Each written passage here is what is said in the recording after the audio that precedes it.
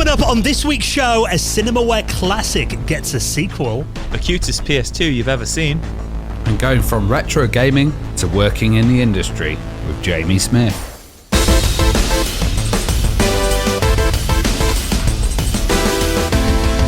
And the Retro Hour podcast is brought to you each and every Friday with our wonderful friends at Bitmap Books. Now, one of their books I can highly recommend.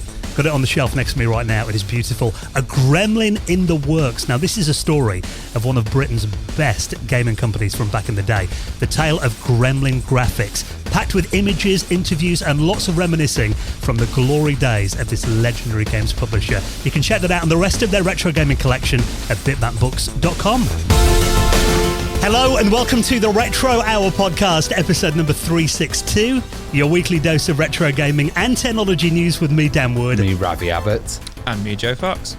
And great to have you joining us for another nostalgic trip back to the glory days of retro gaming. And of course, a podcast that every week brings you up to speed on all the happenings in the world of retro. And you know, retro is pretty wide encompassing, really. That could mean your old Sega and Nintendo games, your old PlayStation, your old Commodore 64. It could be the TV shows that you watched back then. It could be the magazines that you read. We cover quite a lot on this podcast. It could be the haircut that you're wearing, you know.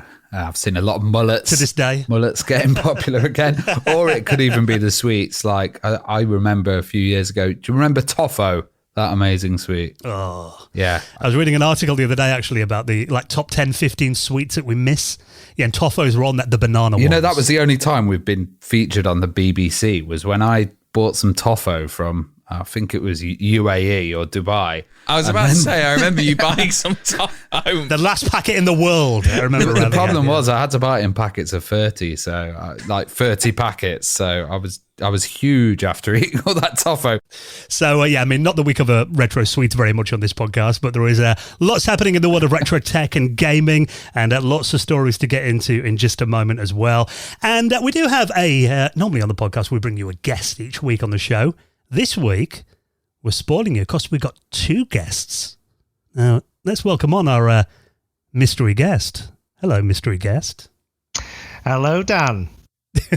Now, this is Ash, and anyone that's joined us on our Patrons Hangout before, I'm sure will be familiar with you, Ash, because you're on there most months. You're also a really big part of the Hangout as well. You get really involved in it, and you've been a big supporter of the Retro Hour for a couple of years now, and, you know, we all consider you a friend. And Ash is actually the first person to join us for a brand new feature that we're going to be doing on the show from this month. Roughly once a month or so, we're going to be inviting on one of our patrons to essentially be the fourth host of the podcast. So the idea behind this is, you know, we've done the show for like 7 years now, but we've got quite a big international audience, and we thought it might be interesting to get, you know, some different opinions on, some different voices from around the world as well. So once a month, we're going to get on someone different from our patrons community to bring a news story along with them and also give their opinions on the news stories that we talk about as well. So great to have you joining us, Ash. And for people that might not be familiar with you, maybe people that haven't been on the Patrons Hangouts before, give us a bit of your background then in, you know, retro gaming. Where have you kind of come from? I'm an 80s child, so I was brought up with ZX Spectrums. That was my first sort of computer. Moving on from there, moved on to the Commodore Amiga, naturally, as I think most of us did on here. Commodore Amiga is probably my main love, just because of the age that I was at when I actually had the Amiga. And then, unfortunately, as most of us did, when the Amiga went through its demise, I moved eventually onto PCs. I've had consoles in between, PlayStation 1, 2, Wii, PlayStation 3, and that's about as modern as I get on consoles is PlayStation 3. I never went beyond that because I basically switched on to PC gaming from there. But I'm a big fan of emulation. Still emulate my Amiga. I have an arcade machine with emulation on there. And I'm probably one of the big emulation advocates. I know a lot of people don't necessarily like emulation, but for me, it's that perfect compromise. But it's a pleasure to be invited on the show. I'm really happy that you've invited me. And thank you very much for the opportunity.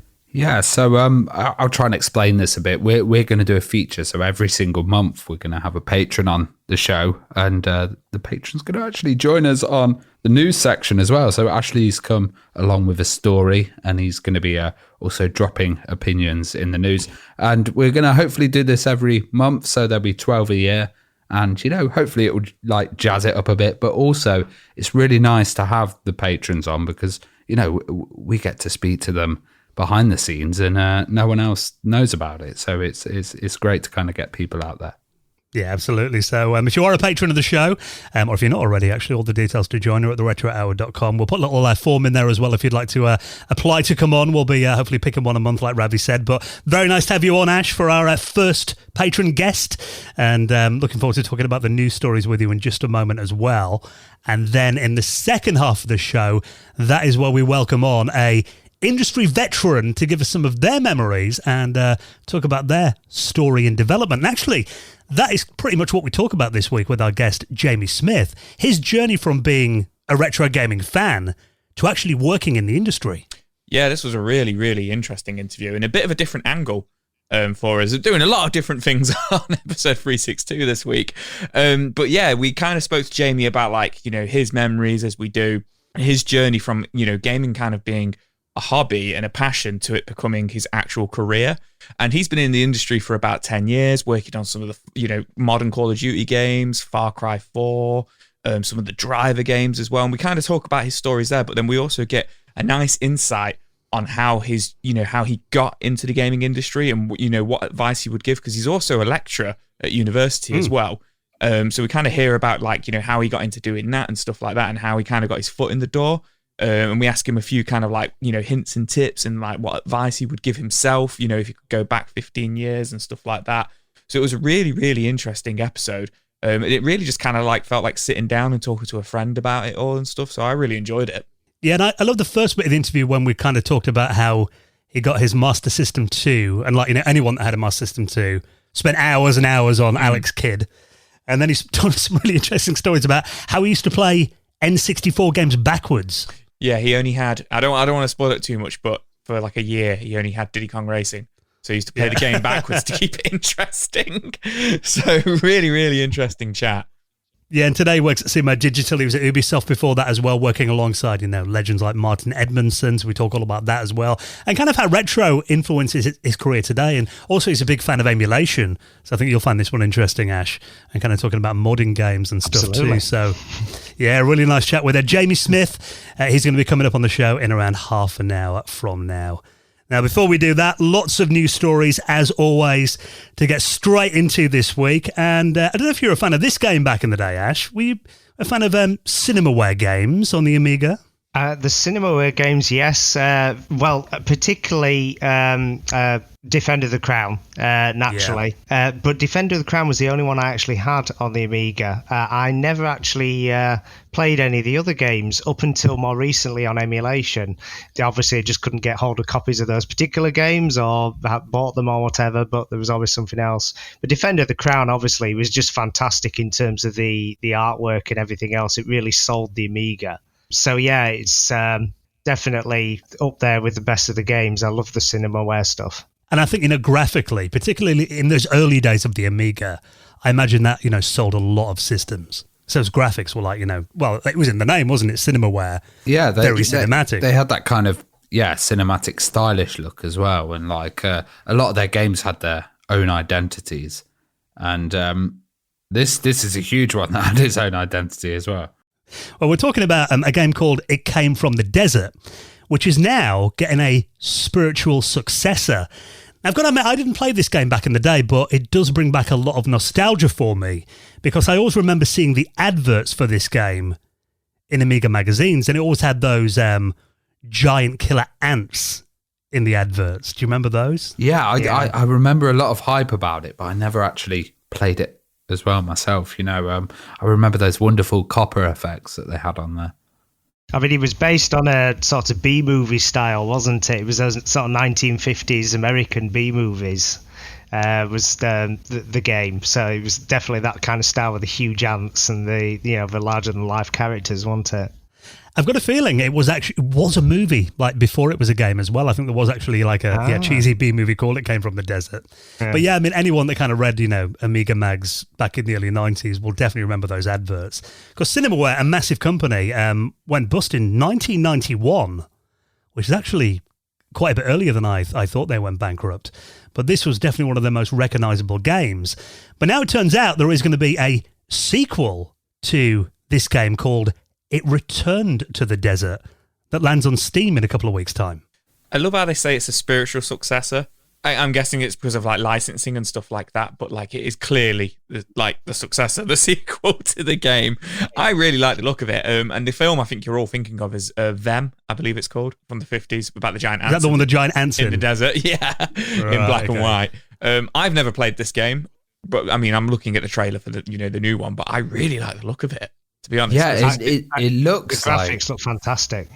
Yeah, it looks like it's built for a modern PC system, but it's in that real old school look, and it's funny because they've got like I think it's digitization style of the characters in there, but also it's got this kind of XCOM vibe from sections that I've seen. It reminds me of the original kind of like, I don't know the look of it, like the name, if there's a name of it, but the original Fallout and the original of Age of Empires, it's got that like, that kind of like shading to the graphics, like the digitization to it, like you say, Ravi.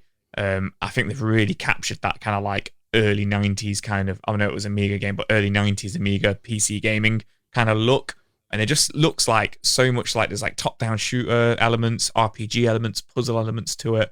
I'm assuming the original was like that, but I really, really like the look of this. I think that graphically, particularly the tactical sections, they've got like the Guru shading that you used to have in the early sort of MS-DOS games. But I was looking at it and I was thinking it's got almost pastel type colours as well in it. But I was thinking this could actually be done on a beefed-up Amiga. And I was thinking that if you had like a challenge. Yeah. I was just thinking this would be awesome on a really beefed up Amiga. Because I think it'd be possible to do it, looking at the graphics. The Amiga was getting to that kind of point in its later years of its life. So, yeah, I think that'd be cool if we could do that. Today as well, we often see a lot of games that are now aimed at like, Amiga 1200s with 8 megabytes of RAM. Because that kind of setup's affordable now, isn't it? If you've got an Amiga, or you can emulate it. So it's not really the problem that it was back in the 90s. It's got a funny vibe in there as well. Like there's obviously these mini games and these like above view sections. And to me, one of them looks really like Theme Hospital mixed with kind of Hotline Miami. Yeah. It's got like that kind of indie look to it as well. I'm sure if you're right. If they did an Amiga version, they'd have to strip down the palette and they'd have to remove stuff like shadows and stuff like that. But it's possible, yeah. And I think this is quite cool that it's actually coming out, and it's developed by a guy called Tim Bradshaw. Yeah, I don't think it had anything to do with the original. I looked him up. It looks like he's only worked on games over the last decade or so. And whether it's got anything to do with Cinemaware, I'm not really sure. I've got a feeling, like you said, Joe, that it's kind of, If I said spiritual, I would suggest it probably not. Yeah, not official, but it is going to launch on Steam in a couple of weeks' time, and it's actually up for pre-order right now. So if you're a fan of that back in the day and you love that kind of 90s RTS kind of style, definitely worth a look in. I'll put a link to that in our show notes at theretrohour.com. Now, it seems every week we're talking about genius modders in the retro community who are doing unthinkable things with retro hardware. And actually, this comes along at quite a good time because over the weekend I was kind of tidying up my office, as I tend to do every weekend, because I don't know how it happens, but over the course of a week, it ends up looking like a bomb's hit my office and it needs a complete tidy up every Saturday. But I was moving around a couple of PlayStation 2s and I picked up my fat PS2 and I thought, that's a bit of a chunk. With a disk drive in there, I thought it's heavy. I thought, I bet if they made that today, a modder or someone that was working on a PS2 today could make that a lot more compact and a lot lighter. And then, lo and behold, this comes along. The PS2 Ultra Slim. I was literally about to say, well, I've got the answer for you, Dan. So, yeah, as you say, PS2 Ultra Slim. This has been made by an engineer named Wesk. Now, I was reading about this and I was like, is it actually a PS2? Is it just a Raspberry Pi in a box? But it isn't. Luckily, it is actually a PS2 in there. So it's tiny. It's to kind of give like the listeners like an idea. It's the width of the two controller ports. And then it's probably only, in terms of the depth, it's probably about the size of a PlayStation controller, but square, obviously. I really like the look of this, and I think, like you say, Dan, like this would be like something they'd come up with now if they released it as like a modern mini console. It needs some RGB in it, though, doesn't it? Yeah, it is missing a few things, but I really like the look of it. Obviously, it's like a 3D printed model, and it essentially, like you say, it doesn't have a disk drive, so it is playing the games off an SD card. But internally, it is still a PS2. It is still the PS2 motherboard, which has been cut to fit. He takes one of the USB ports off because it won't fit into the case otherwise. That's a USB port. Okay, so from what I see, like, the actual controller ports and stuff at the front, he says the size of them were quite huge as well. But he's not like divided it in half like the Wii ones, where no, he takes about an inch section off, just literally the USB port.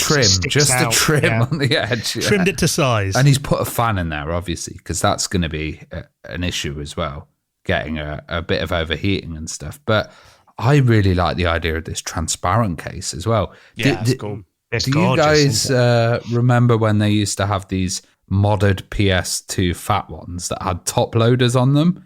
So you'd load... the swap trick. Yeah. Instead of loading the disc from the tray, you'd have like one that you lift like on a CD32 or something like that. I don't remember that.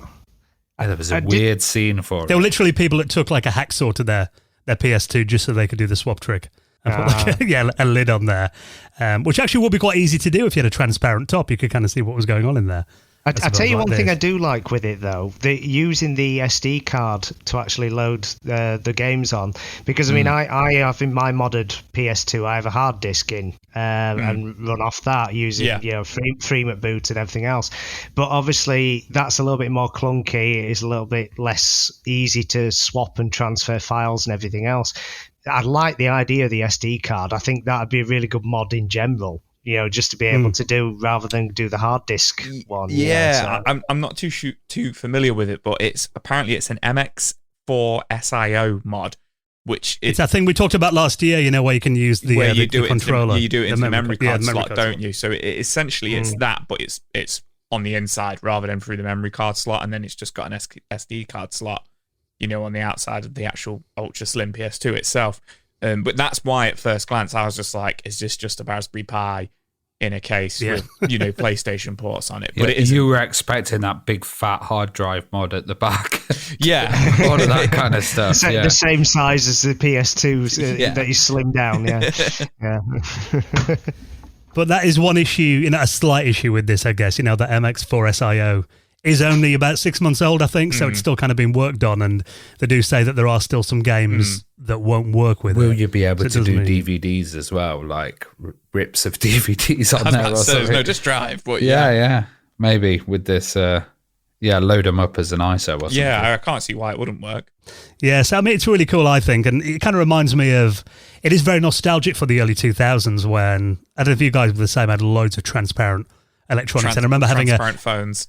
Yeah, I had a see-through purple phone. Yeah, in my have you seen university. This trend recently in America? People are collecting like prison technology, so they have like prison TVs, and the prison TVs. Tecmo did videos, didn't he, on it? They're like transparent, so the guards can see through them.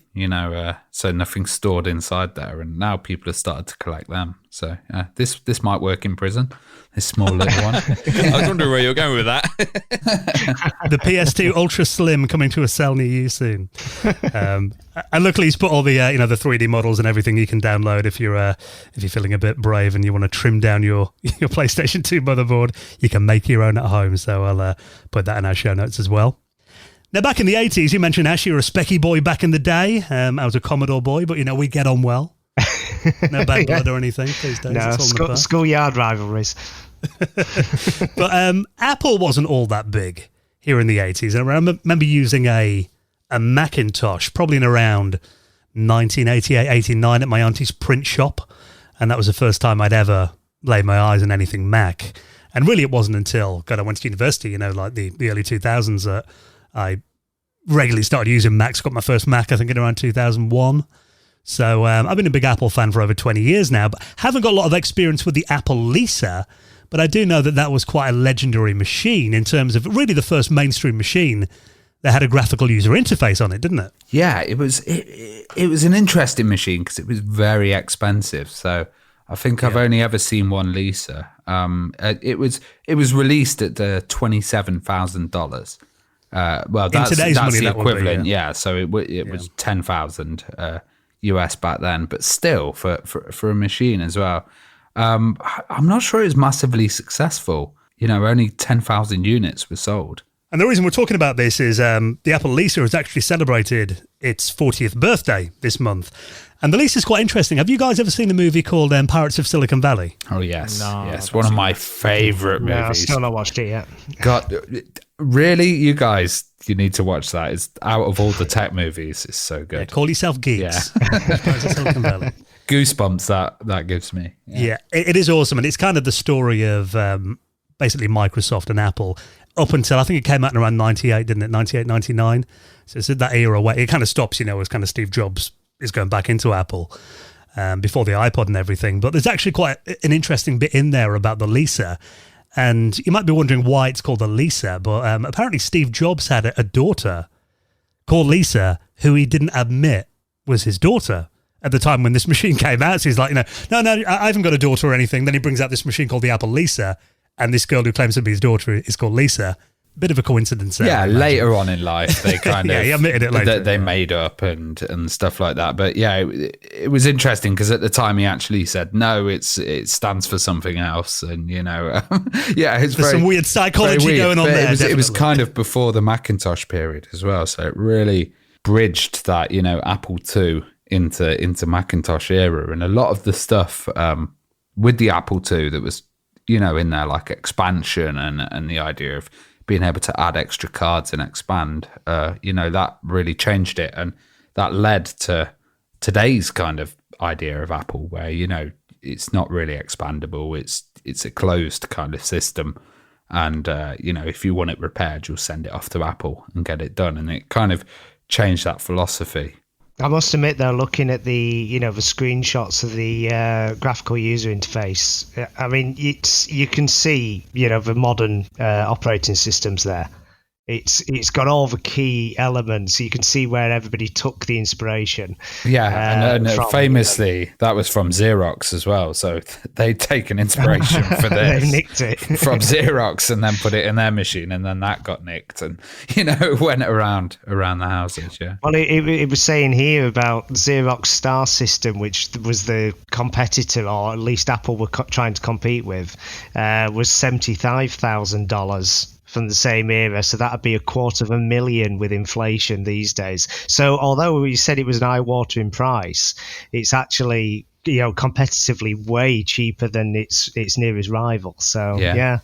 Which is probably a reason that they never really took off over here, because we were buying like ZX81s and Spectrums at that point for like less than £100. We're in the middle of a deep recession, that's why. Yeah, well, that's the thing. Hey, early 80s Britain, we weren't forking out 10 grand for an Apple computer. But the interesting thing is, like I said, it had that, I think they called it a WIMP interface before GUI caught on, which was Windows icons, menus and pointers, I think that stood for. But interestingly, Apple have done something quite surprising, because Apple are not normally a company that kind of look back to the past very often, and especially not a company that are known for releasing their source code and putting things out there. But to celebrate the 40th birthday of the Apple Lisa, Apple have actually put the source code for the machine and the operating system available for the public to download.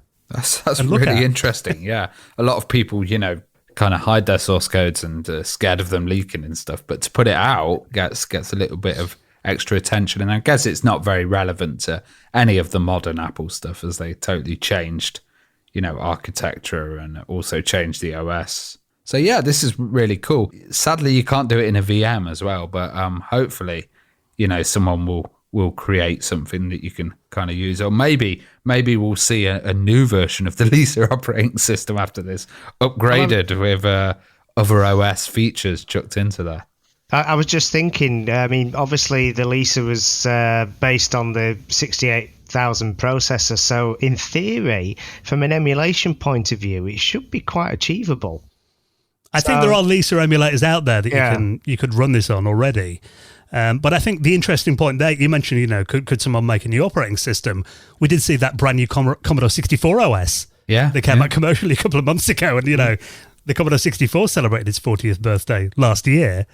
So it's not unthinkable that someone could kind of improve on this source code. Or they could do something like chuck this on the Mega Drive or something, which would be pretty crazy. Get your Apple Cart, There you go, Joe. One for you. Yeah, I was going to say that will get me. I was going to say, I'm just sat here like, I don't know anything about this. Put it on the Mega Drive. Yeah, I'll get it. Where do I get Streets of Rage? Yeah. But the entire source code is 26 megabytes, which everyone's saying is tiny. Actually, quite a lot, I think, for 1983, 26 megabytes.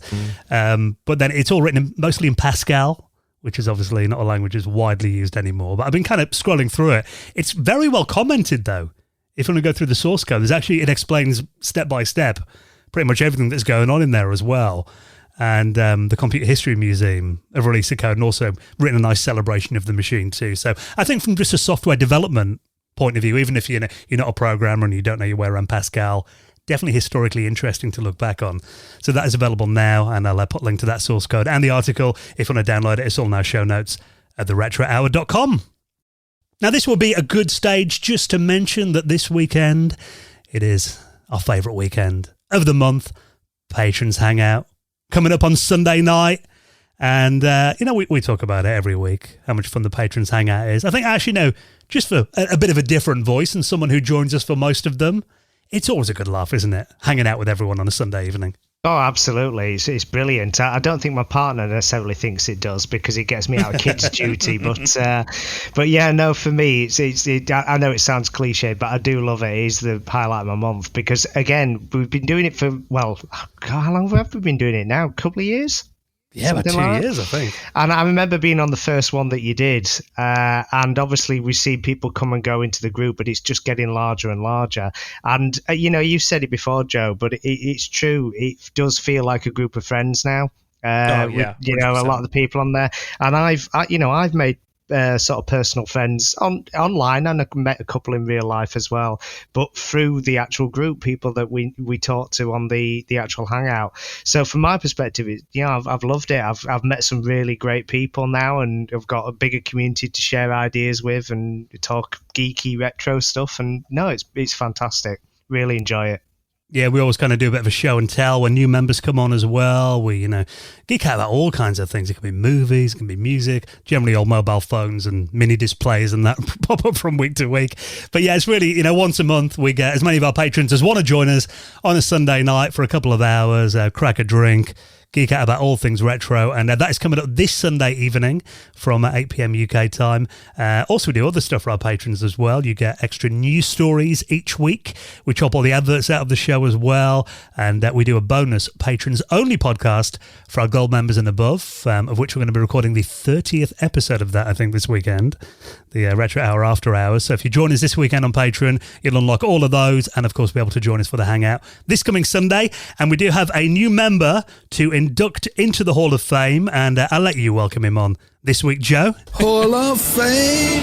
Who we got? We've got a massive thank you to Tom Nevitt. Thank you so much, Tom, for joining us. Hopefully we'll see you on the Hangout this weekend. And if you'd like to join the Retro Hour Patreon community, all the details are at theretrohour.com. Now, it's great to have you on, Ash, as our first patron guest this month. And we did say, if you want to bring a story along as well for us to talk about, you can do. And this one has got a bit of bling about it, I think. Absolutely. So Dan, Ravi, Joe, what would you pay for a second-hand PSP these days? A second-hand PSP?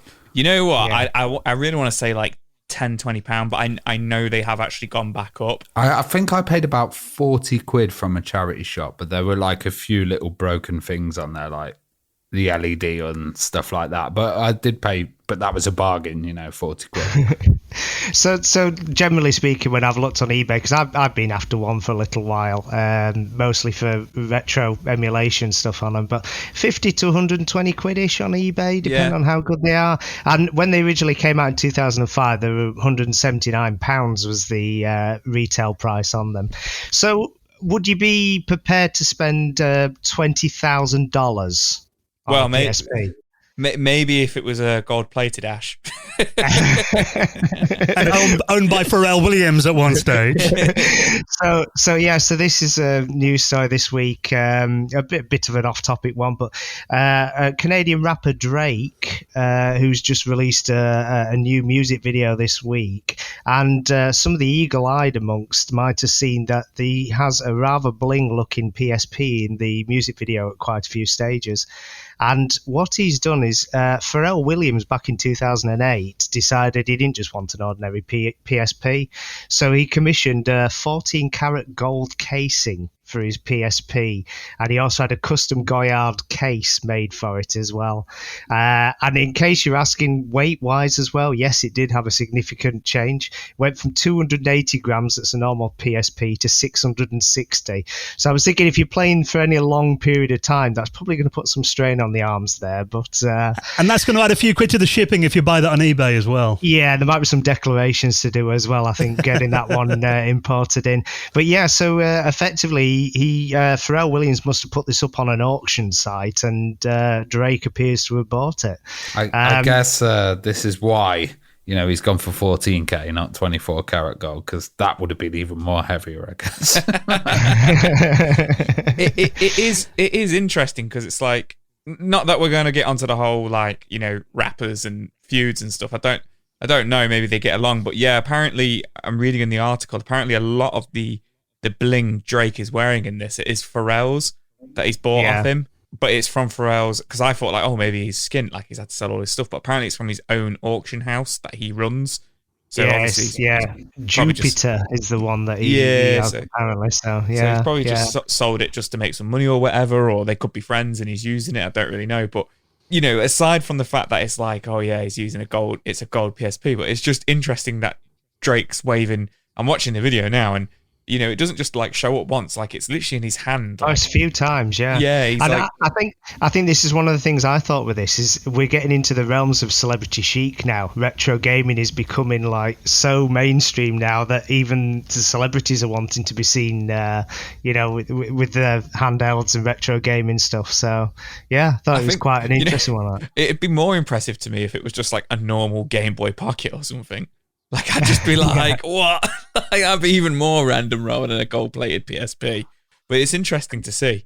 I'll tell you what I would be interested in is, has he soft-modded it? That's what I want to know. Spent 20 grand on it. Has he soft-modded it? But apparently Pharrell's also been auctioning his gold BlackBerry, which sold for $45,000 apparently. Oh, so he's kind of having a bit of a offloading a lot of his retro stuff by the sounds of it. But you mentioned that this features in his new video. There's been quite a few of these sightings that I've seen. One of the weirdest ones, and if you guys saw this on the headlines, a lot of the retro sites over the last week, but there's an MP in the UK, I think his name is Andrew Gwynn, and he was on ITV News last week, and randomly in the background, if you search this on Google, you'll find it, he had a full set-up Commodore VIC-20 with a data set, a joystick, a CRT monitor. You sent us that in our group chat. Yeah, I used to have a weird relationship with MPs where they would talk about video games, and I remember one was canvassing in my local area, and I met him at the opening of Video Game Museum. And he was I was like, I've got an Amiga upstairs. He's like, you got Shadow of the Beast? I was like, yeah. So he came upstairs and then started playing on it. And then I had this massive bang on the door. And they were like, it was his whole press team. And they were like, where's the MP gone? And I was like, he's upstairs playing Amiga. I'll just go grab him. There's a lot more people in politics that love playing video games. He lost the election that year after that. Yeah. He did actually. Could have been worse. Could have been the security detail breaking the door down, couldn't it? Yeah, true. After you put your new front door on as well, Ravi, that would have been a disaster. So, very interesting. Want to check out that video and the story as well. I'll stick that in our show notes as well. Just one quick story to talk about as well. And actually, we're going to be covering more on this over the next few weeks. But this is very cool. We're talking about the Return to the Desert sequel before. And this is another classic game from the late 80s. It's now getting this one looks like an official sequel. And this is a game called Shadowgate. Now, I don't think any of us guys have actually played Shadowgate before, but this was a 1987 dungeon crawler. And I am going to be digging this game out this weekend, I think, because it looks really cool. And dungeon crawlers were always a genre that, for some reason, I just didn't massively get into them. I loved Hired Guns on the Amiga. That game was brilliant, but I think it is definitely a genre I'd like to explore more. Really? Too scary? No, I just, again, I wasn't massively into dungeon crawlers. I mostly fired up Hired Guns for the music. Right, yeah. But Hired Guns was creepy, though, because you heard the monsters kind of rustling around in the bushes and those footsteps, and very creepy game. But this one, more than 30 years later, there's going to be a new version of Shadowgate. It's a sequel called Beyond Shadowgate. Now, quite interestingly, Ash, you notice that there has been another game released with that title. Yeah, when I was having a look, because as you said, I'm same as you, Dan. I never played the original, so I was doing a little bit of research on it. And again, Beyond Shadowgate was actually a genuine sequel or a genuine part of the franchise, but it was released on the TurboGrafx 16 in 1993. So and apparently it was a side scroller. So it completely changed the entire genre that it was from. So I don't know much about that, but I just thought it was curious because I wondered why there were two Beyond Shadowgates. But obviously this is maybe this is what he's envisaging that one should have been. I'm not sure. It looks great though, and I think graphically, again, it kind of sticks to that. You could imagine this could have come out maybe about 94, 95.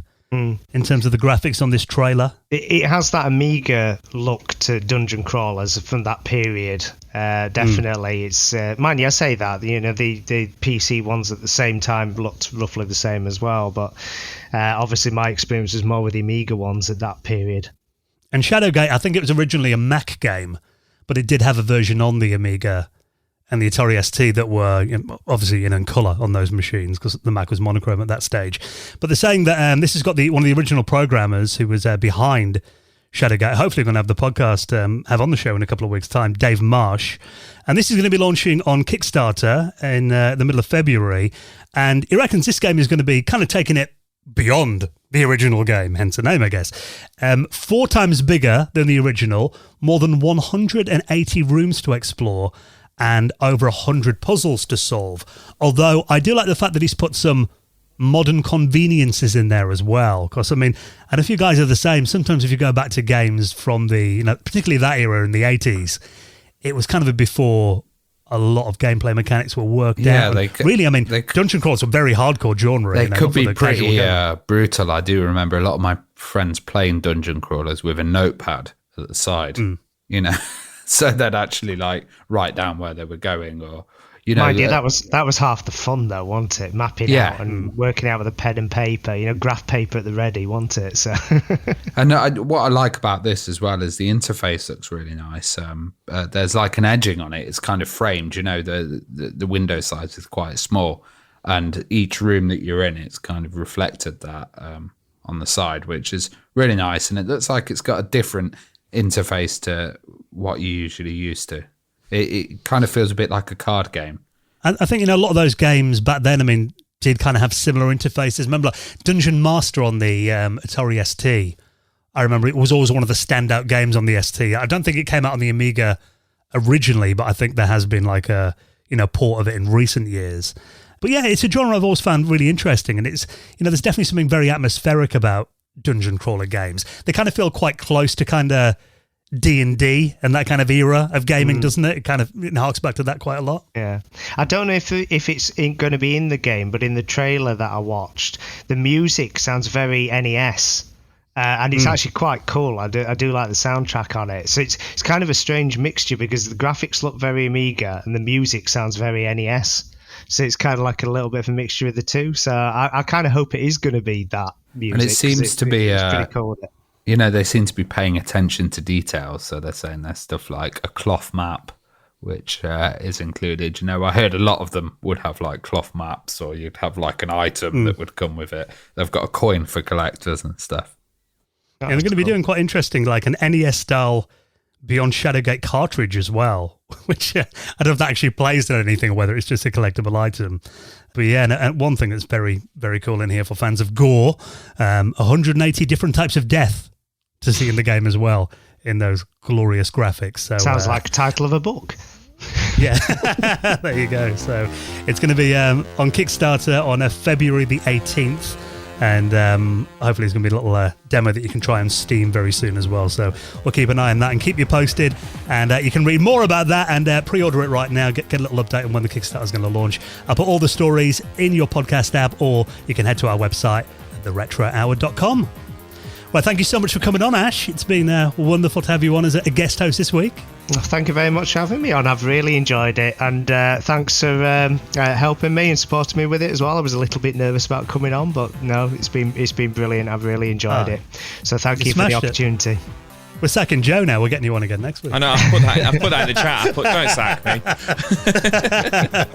No, it's been lovely to have you on, and hopefully we'll see you on the Hangout on Sunday. Yep. And next we're going to talk to this week's special guest, getting some stories about his retro memories from the Master System and the N64, going into working in the industry at Sumo Digital and Ubisoft with our special guest, Jamie Smith, and he's next on the Retro Hour podcast.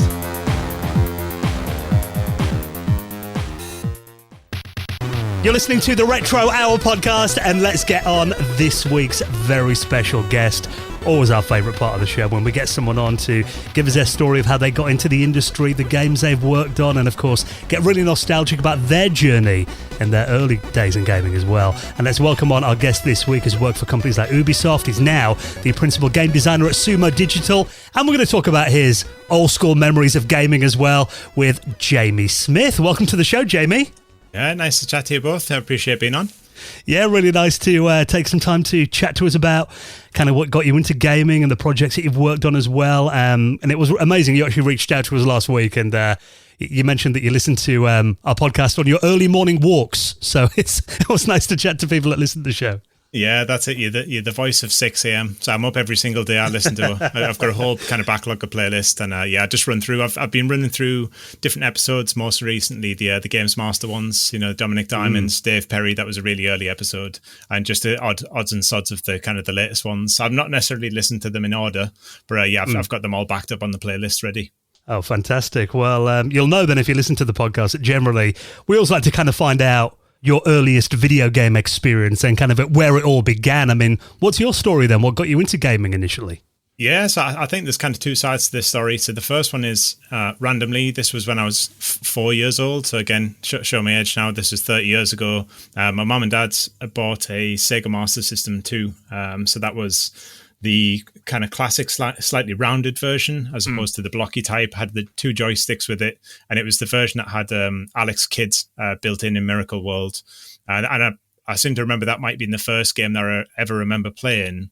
But the second side to that coin is my parents also had a bunch of friends who had older sons and daughters, some cousins who all had Mega Drives and kind of the SNES, NES at that kind of time. So it was kind of dabbling back and forth between, waiting for Ricky Lake or Oprah on Channel 4 to kind of finish to jump on the Master System, or kind of going around their houses and playing whatever games they had. But I seem to remember that Alex Kidd was definitely either the first or the first game that I remember playing.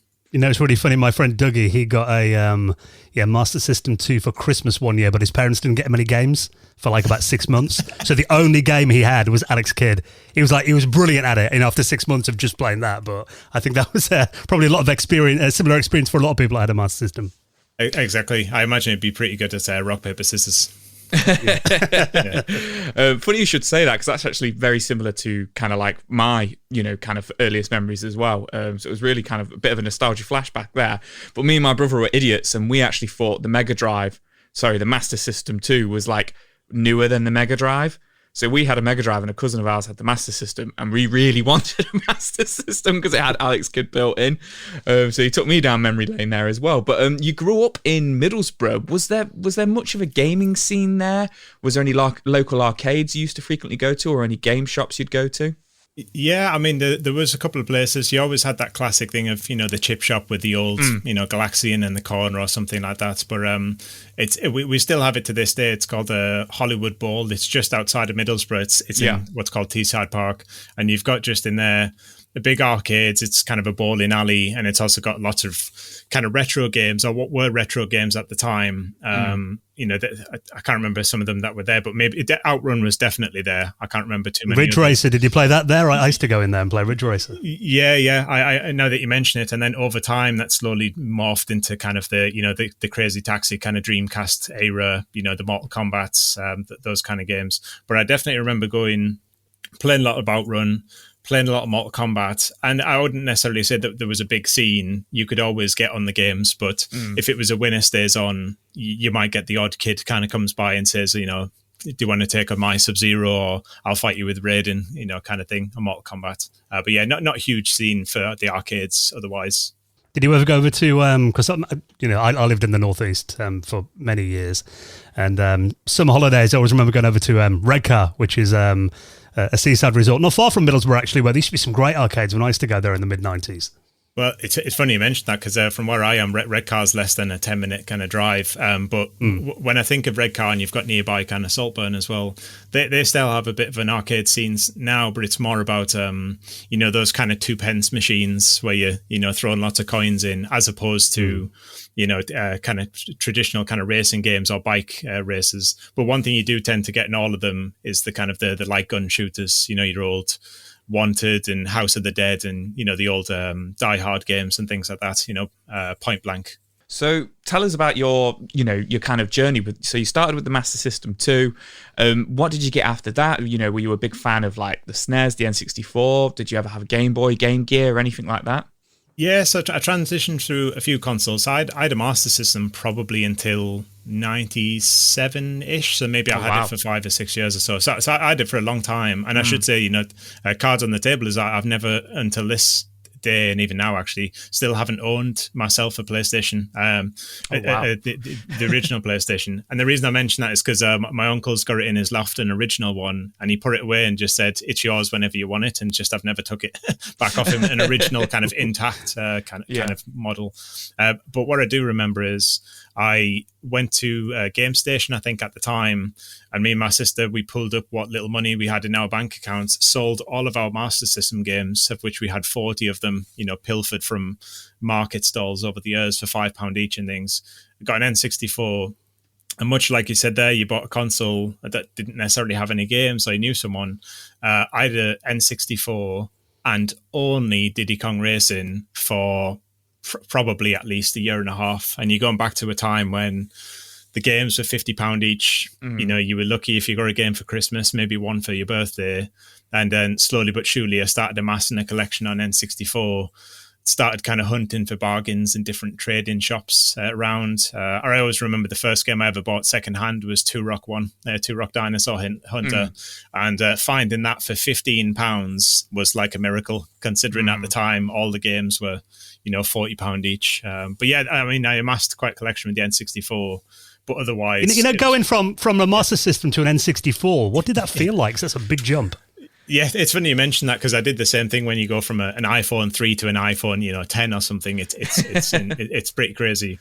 I think I had a lot of friends that had Mega Drive, SNES, PlayStation. I didn't know anyone with a Saturn, so I'd managed to experience a lot of those kind of games, but never necessarily owned them outright. But to jump from 2D, you know, it was 8-bit graphics, to 64-bit kind of 3D, it was like an absolute game changer, especially when something like, you know, Banjo-Kazooie come around, and that was the closest thing you had to probably an open world game at that time. And to go from kind of this side-scrolling kind of platformer in Alex Kidd to Banjo-Kazooie in the space of, you know, 9 months is pretty crazy. And I think at that time that probably opened my eyes to what was possible in not only games, but, you know, maybe it's one of the first steps towards, you know, potentially a career in games as well, as to, you know, what kind of things could be possible. Because just as an aside, when you're working on when you're playing the Master System, I never used to think that games were made by people. I think they just used to be magical things that just appeared on the screen. Yeah. And then by the time you get into the N64 era, you're getting some kind of names in the credits that you'd see before the start of the game.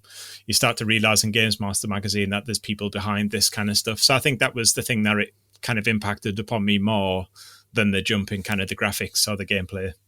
Joe mentioned the Game Gear as well. I mean, were you a handheld fan? Did you ever have like a Game Gear or? Game Boy? Yes, I had a Game Boy, and that was for most of my time that I had a Master System. I had a Game Boy as well, and again, it was more about just amassing a big collection of lots of different games and trying different things out. But yeah, the quick anecdote that I had about the Game Gear is my friends or some neighbours used to have consoles, and if they ever went away on holiday for a week or so, they maybe would borrow it to me. And the only thing I ever remember about the Game Gear is not necessarily playing the games, but I remember a hot summer's day, I left it in our kind of garden room with the giant magnifier attachment that used to be on it. And I remember going outside, maybe we were having a barbecue or something, playing in the garden, and I came back in and it set fire to my slippers. And that's the only thing I remember about the Game Gear. Otherwise... Wow. At least it didn't burn your house down, though. That could have been bad.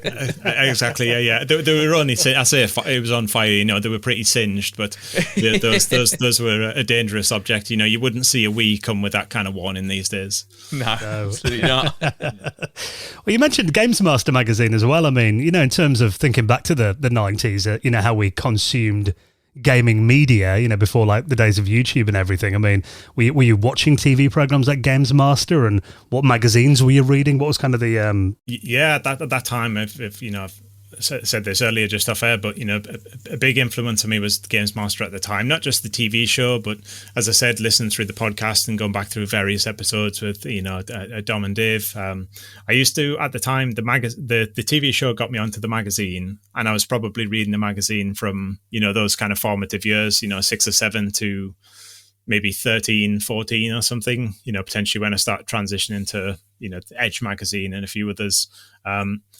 But I think those early ones, one of the things I used to like was not just the kind of the game reviews or the looking at the import scene, looking at things that were in Japan, some of these games that you might never see the light of day. But I've still got the snippets now and the kind of the cut-ins. But there was a section that was in Games Master, which was about games jobs. And it was interviews with a lot of Rare people, I think. So from the Rare studio, artists, designers, animators, testers, and basically I'd managed to snip out from the magazine and cut out all of the types of jobs that they did and how they got their jobs, what was their backgrounds. I always remember that the art person that used to work on the Rare games was an ex-jeweler. So they used to do something with jewelry and then basically got the job because he could make effectively 3D jewelry. And then that's how he got the job on kind of some Rare games. And I've kept those cut-ins. And I think, again, the other takeaway from that is that was another point in time where I started to think that, games could be a possibility of a career at some point, and then slowly but surely start to transition down that path eventually. So before we get down that path, because I've got plenty of questions to ask you about that and your kind of journey into how you kind of got your foot in the door and everything like that, because I think it's really interesting because of, it's kind of like in the last 20 years for you, which I think is a good insight for us to kind of see it from that kind of decade as well. But I also read you were quite into your emulation and your homebrews around the early 2000s. What's the story there? Did that kind of like also ignite a passion for retro gaming? Yeah, for definite. Because, I think it all comes back to you're growing up in the 90s. I come from a family that's, not necessarily the best off, but, we weren't necessarily flush with cash buying, 40, 50 pound games kind of every single week. And I think by the time emulation comes along, and I was a big fan of the PSP at the time, as with everybody else, everybody probably owned the copy of Spider-Man 2 on UMD, and then slowly but surely started amassing a collection of that. And the idea that you could do, well, basically two things on the Vita aside from games.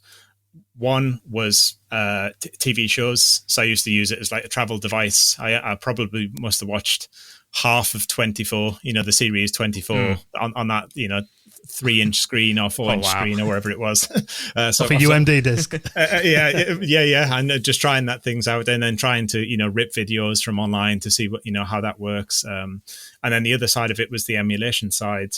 Just the idea that you could get these large kind of cards at the time. I remember buying a 64 gig cards, way back when, and that was, I think, almost the price of a new console. And yet on that, you could fit, hundreds of these games, at the time that they're all less than a gigabyte kind of each. And slowly but surely that was kind of touching upon, what were the games that I missed from the SNES era? Yeah. There's a bunch of PlayStation games that I had played at my friend's house, but I never fully completed them. Just a slight anecdote on that was we used to play Resident Evil 2 all the time. Oh, wow. Except except we didn't actually play Resident Evil 2. We used to play the Resident Evil 2 demo disc that had a 10-minute timer. Oh, so yeah, it was always, so it was always about how far could we kind of get. And then slowly but surely, I think the PSP opened the doors to, an insight back into historical games. And then slowly but surely, I started to amass those games myself. So, I give them a try out. And then, actually, I definitely want to play this, or maybe I want to collect the entire series, and then so on and so forth. So, especially with the Metal Gear Solid games and Resident Evil, they're the two that I've definitely went back and played and collected the entire series. That's fantastic. I also had the 10-minute demo for Resident Evil 2 and did the exact same thing. So that's absolutely brilliant. So kind of getting into the start of your career. So Atomic Planet and Acclaim Teesside were both local to you. And you ended up doing a summer course with Teesside University while you were in school. How did that come about, and what was the experience there? Yeah, it was funny because I didn't know this, but unbeknownst to me at the time that in Middlesbrough, it had a fairly decent reputation, or in the Northeast, for making games. And the two studios that you mentioned, at least one of those, I think, was involved with Shadow Man on the N64. So I started to kind of put two and two together, Acclaim Teesside and Acclaim, kind of games. So that was my first kind of inkling of it being on the radar. But then equally, Teesside University was slowly but surely kind of gathering ex-developers, or, people kind of helping out. They'd been in the creative industries. They were at the forefront of, 3D technology. And they had a course called Creative Visualization, which has now become what is effectively the games courses that they deliver there. And I was in school. I can't remember exactly how it happened, but my mum said to me, there is a 2-week course at Teesside University. This was when I was maybe 13 or 14. And it was a summer course. Go to Teesside University, and you basically get to mess about in VR for 2 weeks. And I was wow. Yep. Yeah, I was like, okay, cool. I don't know where this come from, but yeah, cool. Let's have a go look at that. So we went there, and the only two things I can remember from it was, one is they were using 3D programs to model a kind of a fuselage for a plane. So it was, 3D models of planes flying into an airport. And that was the second part, is they'd made a 3D reconstruction of Teesside Airport in the VR room, and you could sit in the cockpit of the pilot seat, or you could stand on the runway and watch the planes kind of coming into land. And that was basically my first experience of it. And at that point, putting those two and two together, there's some local games company with games people, and also there's a games course, or what would become a games course, on my doorstep. This is almost like the stars have aligned, following on from the Games Master, magazine snippets as well. Yeah, interesting. You kind of journeyed there from, being a games player on consoles and then getting into the emulation scene. I mean, did you kind of get more interested in PCs, and where did that come from, that interest? Yeah, a little bit of both, actually. Even today, I mean, obviously we're on a PC at the moment, but I'm not a huge PC gamer. I tend to be more console kind of focused myself. But we did have an old kind of PC at the time. I can't remember exactly the specs, but my uncle used to work in a computer company in Middlesbrough, and it was more general tech and surveillance and communication. So it was not so much about games. But I think he built us a PC. And then slowly but surely, my dad's friend used to borrow us a couple of games at the time. I think it was G Police, Champ Manager 97, Diablo 2, a couple of others. And then slowly but surely, it was, you can do not just games on PC and not just, Word documents. You could do this other stuff, which is, booting up a PSP and kind of adding your own music to, Grand Theft Auto or Liberty City Stories or something. So it was more tinkering than kind of anything else. And then slowly but surely, more and more emulators come out, and maybe there's an N64 game that you'd not played because it only came out in Japan, and it's, £150 to kind of import. Do you want to try it out? Or this particular version of a game, you can try it out, but it's got a better frame rate. And that was the big complaint, back in the 90s or something. So slowly but surely, it was more about just a general interest in kind of tinkering with things. And that's progressed on to, even just last week, hacking open my Steam Deck to swap out the internal storage. So I've done that in a couple of consoles, and I've managed to restore a PS3 in the past and things. So I'm a bit handy with general kind of electronics, but just general tinkering with things more than anything else. You didn't used to like solder mod chips into your consoles and that back in the day, then, did you? Not that stage just yet. Unfortunately, recently my eyesight's kind of dipped down as well, so I probably wouldn't trust myself. Yeah. So at this point, kind of like going through your history, you know, you've messed about on VR for 2 weeks at kind of 13, 14. Is this the point where you start thinking, you know what? You know, I'm big into my games. This isn't so much of a hobby. Maybe I can do this as a career. What was your kind of next step from there then? You know, you figured out that you've got all this stuff on, you know, on your doorstep. You go to college, you go to uni. What kind of happens there? Yeah, so so it was probably that 14-year-old kind of formative stage where, you know, you start chatting to the careers advisors at school, and they'll mention the kind of the standard jobs that you could do. You know, you could go to the army, you could go to police, you could become a teacher and things like that. And it's not to say that those things didn't appeal to me, but they weren't necessarily pushing the kind of the creative kind of digital agenda. And I don't necessarily just mean games, but I mean, you know, website building and a bunch of other stuff that was kind of happening at the time. And again, I don't remember too much about it other than I started researching some local kind of colleges, some local universities. I had a look at Teesside, obviously, because it was on the doorstep, and also did a games course. And I think I kind of worked backwards from that. So the idea being, to get into Teesside, you needed a certain grade. You needed a certain grade in a certain subject. Okay, what colleges in the local area could I get that particular skill set from? The college that they mentioned at the time that we were kind of supposed to go to, the natural kind of path, didn't necessarily do that course. So then I managed to find, it's got a different name now, but what was called Cleveland College of Art and Design at the time, which, quick name drop, is that also the same college that Ridley Scott went to. Awesome. Nice. Yeah, so I think he was in the Hartlepool campus, but I was in the Linthorpe one, which is just in Middlesbrough. And as I said, I just worked backwards from that, and I ended up going on a course which was dedicated course to 3D design. And 3D design was a digital kind of software course, which was about making 3D objects, for example, furniture, architecture. A lot of people went on to kind of transport design, so designing cars and vehicles, but equally also making that stuff in real life as well. So if you're making a chair on the computer, you would also build it out of, you know, MDF and plastics and whatever other materials. And as I said, I was quite kind of handy anyway. So did those bits and pieces. And then they said after that course is that you would be well-versed, ready for a games course or games animation course, because there was a lot of software involved. So by the time I got to Teesside University on the games courses, I'd been using a piece of software that a bunch of other people on the same degree at the time, the games design degree, had never used that piece of software before. So again, I had a kind of a head start in that sense. But that was all from, you know, kind of a bit of my own research, because unfortunately at the time the, you know, careers advice probably hadn't caught up to the digital age at that point. Yeah, I imagine it's different now, but yeah, definitely. I mean, it's I've got a feeling they kind of had like a textbook back then with kind of approved jobs, and if it wasn't in there, they wouldn't advise you on it, would they? Exactly. Yeah, it's that kind of thing. Well, did you ever get into like programming side of it then, or was it more graphics? What was kind of your journey there? A little bit both. So programming wise, I've done bits and pieces kind of throughout my career, and at the time, you know, you're chatting about emulation stuff, you know, I'd been through some kind of BIOS files and, you know, tinkering with XML files and bits and pieces like that. The college that we were supposed to kind of go to, the one that I didn't end up you know, attending, that was one of the courses where I would have probably went into full-time programming, you know, wherever it was at the time, C or Lua, you know, wherever the kind of the topic was.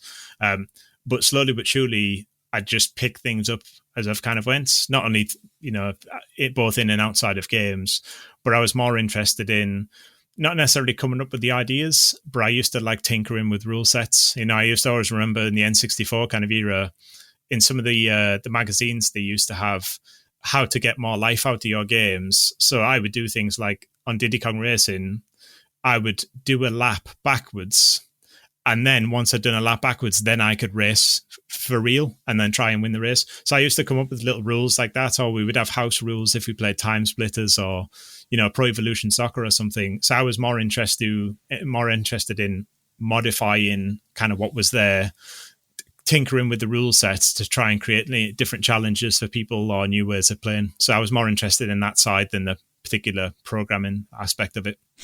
That's quite interesting. I'd get really annoyed with you because of you'd be like, I'm going to play it backwards, but I'm still going to beat you.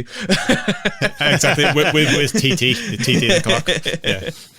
So at this point, you're doing your games degree in game design. There's the Dragon's Den story there, which kind of led to you getting your job as a junior designer at Ubisoft. What's the story there, and how did that kind of happen? Yeah, so that's it's kind of an interesting one. That it happened towards the tail end of my time at university. So this was maybe I was 20 or 21. They had an opportunity for 4 people, I think, from various kind of games companies to basically come in. Again, I forget who the 4 were, but one was definitely from IDOS. He'd just come off working on the Tomb Raider franchise. One was more like an indie kind of developer, and then one was a big kind of Ubisoft, designer, just come off a couple of big games. And there was somebody else, and the idea is that you could put an idea together for a pitch. So you would put a presentation together exactly the same as a Dragon's Den kind of scenario. You would go into a room, which was at the Malmaison in Newcastle. So that was a free trip to an extremely expensive kind of hotel in Newcastle to go and pitch to them.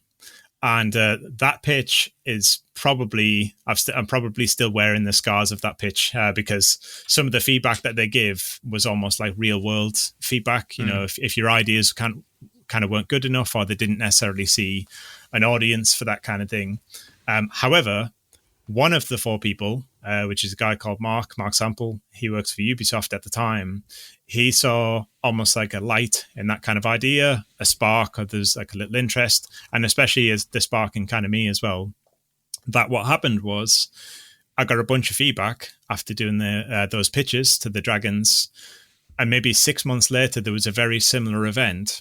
This time it was also Mark again, the same guy, except it was for an internship at Ubisoft. So whoever kind of won this mini competition got the internship at Ubisoft. I should say the first one that I did, the prize was for an Xbox 360, I think it was at the time. Okay. And unfortunately, I missed out on that one. But the second time round, I got a job, which has basically been my career up until this point. So it was it was a fair trade. Yeah. At the time, your Xbox would have red ringed anyway after a few months. Exactly. Yeah. It wasn't worth it. It had been good for the 6 months. So yeah, that's true. I mean, obviously Ubisoft are like, legendary company, been around since the mid 80s, and we know them from, franchises like, Prince of Persia and Assassin's Creed and Far Cry. I mean, we are very familiar with kind of the studio's work and the games they published. I mean, did you have any kind of favourites? Yeah, definitely. I mean, the 2 that come to mind, and, I said I had some anecdotes kind of written down, and I forgot these 2, but I'll mention them because they came to mind. The first one is, I used to go to one of my friends' house. We used to play a lot of Xbox. And then when we would jump on PS2, it's one of the only times that I can remember that we rented stuff from Blockbuster. And we rented what was Ghost Recon at the time, the old, I think it's like Jungle Warfare or Jungle Assault or something. There's a couple of Ghost Recon games.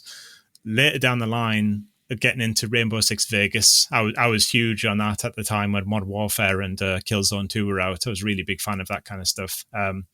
Not so much on Rayman. I hadn't really played much Rayman at that point. But the only other kind of anecdote I had is I used to play a lot of N64 games. As I said, I had a huge collection. But I used to pride myself on kind of finding the games that nobody else had kind of discovered yet. And one of the games was Buck Bumble, which is a Ubisoft game.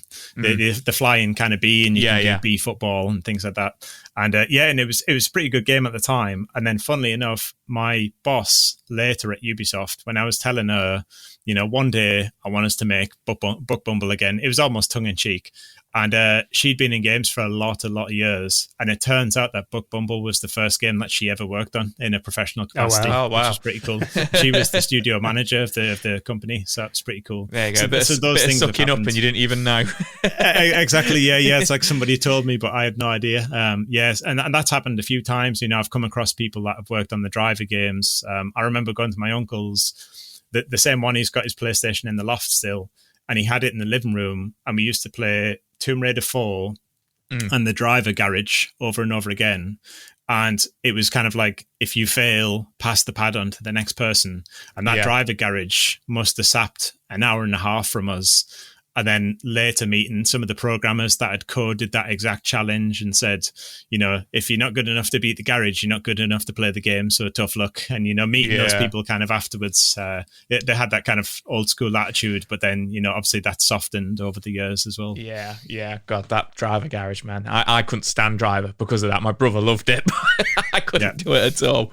So what was the culture like at Ubisoft? Was it all business or was there fun to be had as well? Was it a bit nerve wracking? You probably 21, 22, internship at the big boy company.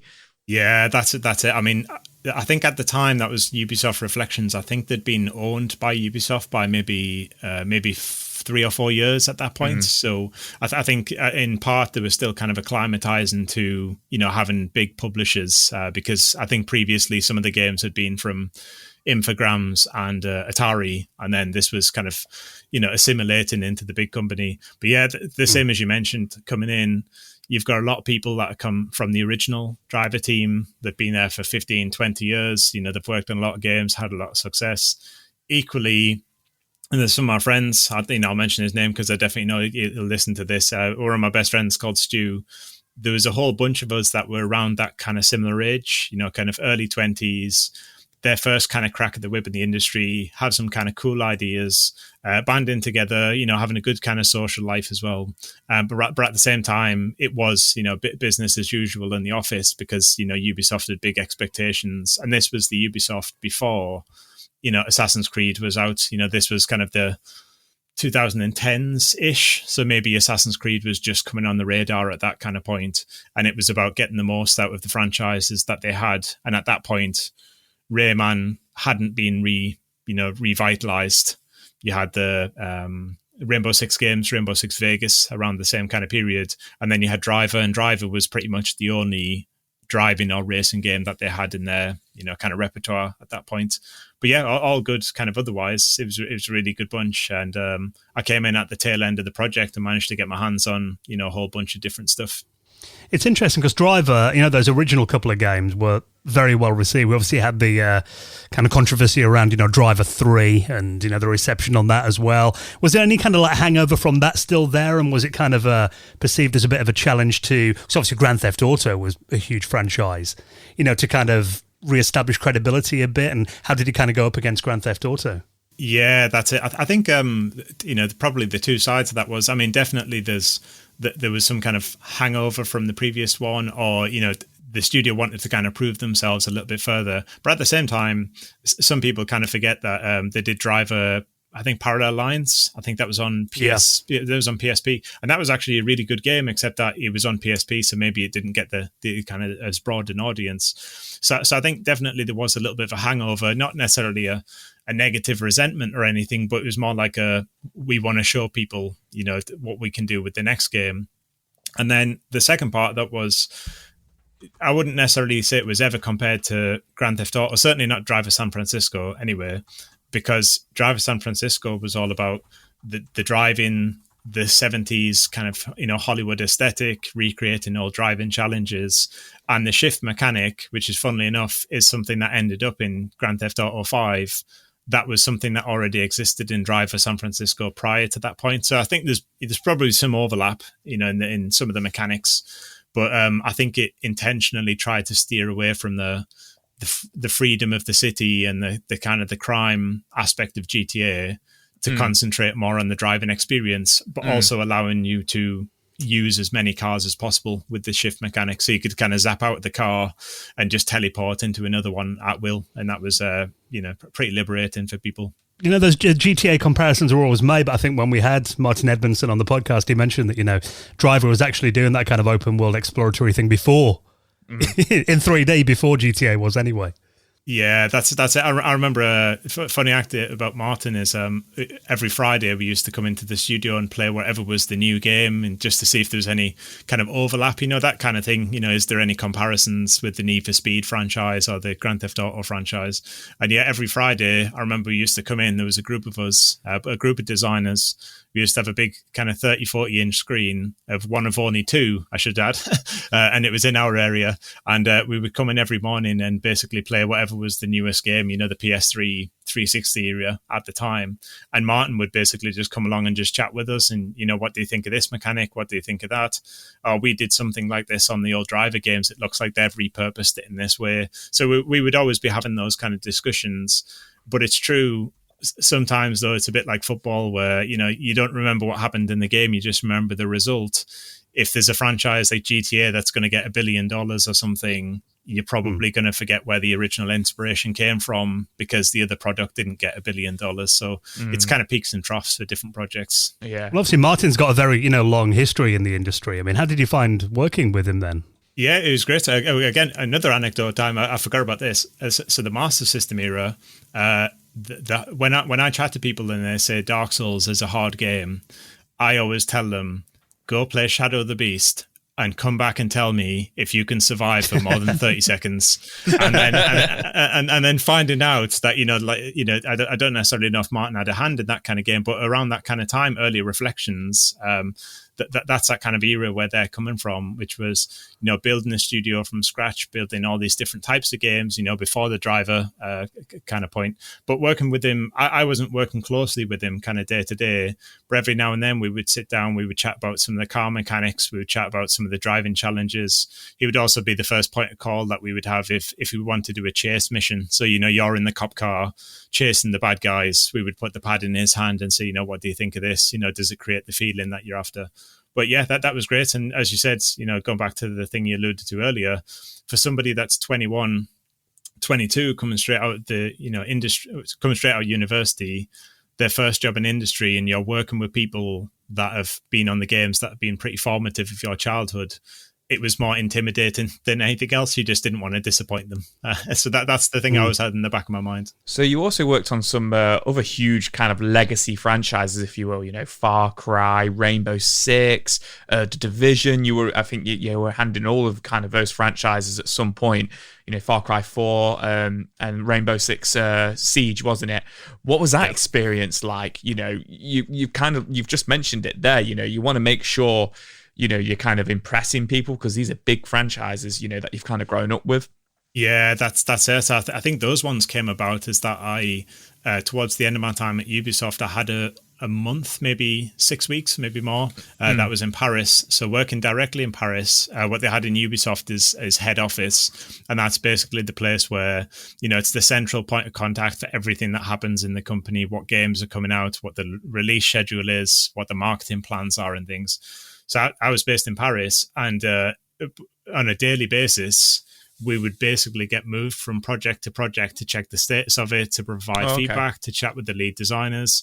So yeah, I remember Rainbow Six Siege, and I'll claim it here because I've never mentioned this out loud before, but I will mention it. So we were working on Rainbow Six Siege at the time, and we had a playtest. And again, it's a big established franchise. It's trying to make a new wave. This was before the game came out. And we had all the explosive kind of things that you could put on the walls and you could blow the doors in. And I remember at the time, you could use about 6 of those at once. So you could get 6 people, 6 explosions to destroy effectively the entire building at once. And we slowly but surely said, well, why don't we change it so that each individual operator has their own specific equipment that is unique to them. And then the week after that is basically what you have in the game right now, is if you pick any of the operators, the equipment that they get, that came from that suggestion, because at the time it was like a shared pool of resources that they had. But again, it also harks back to something that they had on Vegas, pretty revered, pretty hardcore kind of franchise, the 360 PS3 kind of era. And you don't want to kind of annoy the dedicated but kind of smaller community of that versus the large scale kind of Call of Duty franchises. And it's the same as Far Cry. We were on Far Cry at the time. You've got this legacy of Far Cry being effectively the benchmark for any PC, any, draw distance, graphical kind of settings, lighting, shaders. But equally, it had to do it in such a way that it was going to, respect the frame rate of the game, appreciate the types of new mechanics that they were putting in, the draw distance, the new animals and so on. So a lot of it was looking at it from a critical kind of design perspective, but at the same time, just be memorable. Of like, just remind yourself of what's the type of things that made that game kind of popular in the first place, and not steering away from that. So yeah, big challenges all around. Did you ever look back to some of the older titles? Because I mean, something like Far Cry, I mean, God, it's nearly 20 years old now, isn't it, that franchise? Yeah, and I suspect if you said Far Cry or, maybe even the Crysis games, that they're probably tests on PCs still to this day. In some cases, probably unoptimized more than anything else. But yeah, we did go back, but actually at the time, part of the remit was not just looking at the past games, but similar games from other publishers or the developers that gave you the same sense of that feeling that you got in the game. So for example, when you mentioned Far Cry, we actually looked a lot at the Skyrim, at the time. Skyrim had came out a couple of years before, and it was a totally different game, totally different era, but the sense of freedom, the sense that, every cause has an effect. You can play the game in different ways. You can play it stealthily. You can talk to people if you want. These are all things that were present in Far Cry, and they wanted to recreate that, but in a modern setting. And 4 was the one in the Himalayas, so they also wanted the effects of weather as well. So if you go higher up, maybe your breathing changes, maybe it affects like how cold your character is. I can't remember if many of these made it their way into the game, but for example, Skyrim had already done something similar, and it was kind of leveling up, a bunch of these features that might have already existed in other games. That's awesome. So you ended up returning to Teesside as a lecturer after this. Was that in game design? Yeah, that was it, and that kind of came out of the blue. As I said, I'm from the northeast, so it was pretty local, and the idea was we want to kind of build and strengthen the links of new up and coming kind of talents in the industry, not necessarily just for Ubisoft, which is also based in the northeast, but other studios, like Sumo, who I'm working for at the moment, for example, is that we want to kind of grow the talent pool, but equally, there was a whole bunch of stuff that we learned at Ubisoft, and that's partially because Ubisoft had their own internal kind of training program, and probably still does to this day, which is about, here's the different ways that you can consider, different behaviors in a game, how you look at different mechanics, how you can evaluate the competition. And basically, it was just about bringing all that knowledge to the students. At the time at Teesside University, this was on the game design course, and for 3.5 years, I can't remember the number of students, but it's probably in triple figures. And then a bunch of those are now in the industry, all different companies all over the country. So it's pretty fulfilling, but it was a different experience to, being in the trenches working on a game, but seeing somebody kind of take that nugget of a knowledge and kind of go on to progress into the industry, is pretty liberating as well. I was going to say, my next kind of question was going to be, what was it like kind of paving the way and mentoring the next generation of game developers? But I think you've just answered it there. So is there any advice you would give somebody, maybe a young person who's listening to the podcast today, or just anything, if you could go back in time and kind of tell yourself, any advice you could give to somebody getting into the gaming industry, games developing industry?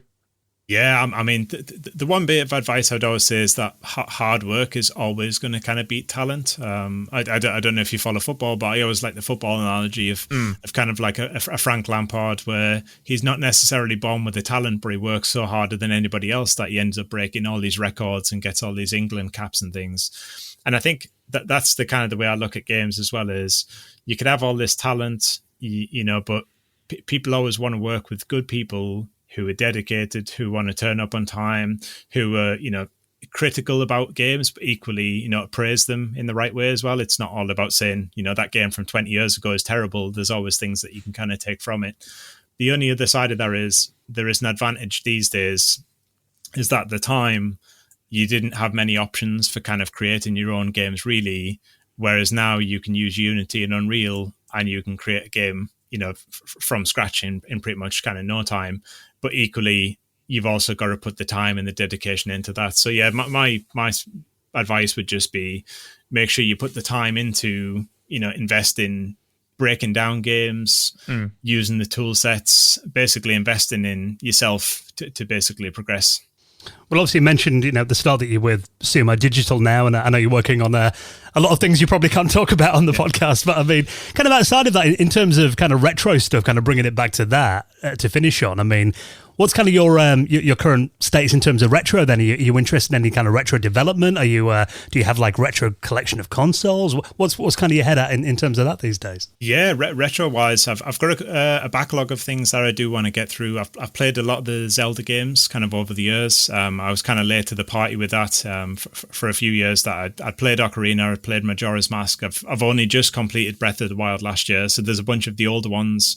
Oracle of Ages, Link to the Past, Link's Awakening. I do need to go back to, some of the DS games. But equally, the Steam Deck has been a real game changer for me in the sense that I've got a huge Steam backlog of not just retro games, but kind of more modern stuff as well that I want to go back to. But also, the PlayStation Now streaming service has given access to PS2, PS1 games. Again, some of those I might have missed in the past. Some of those maybe I haven't.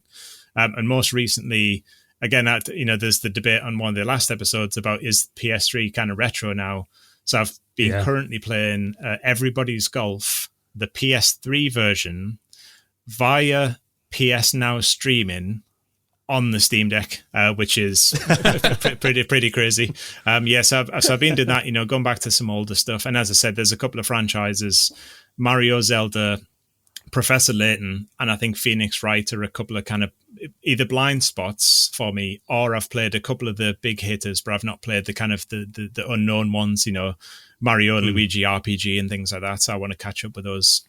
Yeah, it's definitely enough to keep you going for a good few years there, I think, isn't there? Exactly, yeah. Well, Jamie, it's been an absolute pleasure, not only reminiscing with you, but also really interesting journey, that you've had so far in the industry as well. So best of luck with your career, and thanks so much for coming on and being our guest this week. It's been amazing to talk to you. Oh, thanks very much. Yeah, I really appreciate the time again, and keep it up. I've got my morning walk still, so as long as you still churn out episodes, I'll still go on walks. Yeah, won't be long till those mornings are a bit lighter, hopefully. Exactly, yeah, and warmer.